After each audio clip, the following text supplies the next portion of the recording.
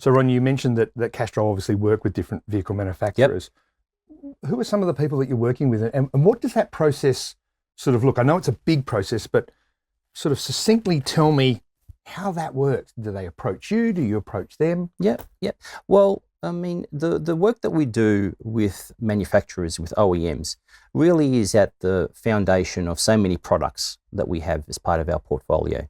We spend huge amounts of money actually working with global OEMs, including the likes of Jaguar Land Rover, yep. Volvo, and Renault.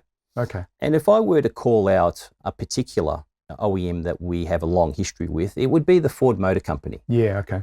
We have over 100 years of collaboration with them.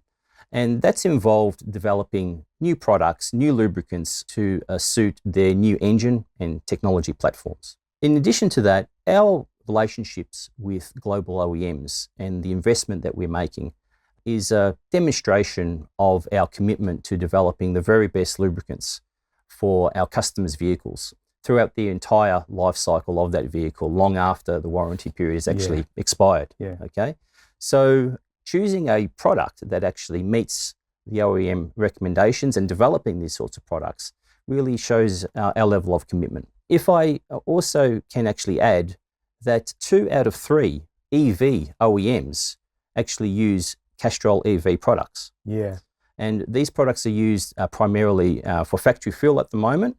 And we're talking about products that include EV transmission fluids, EV coolants, and even EV greases.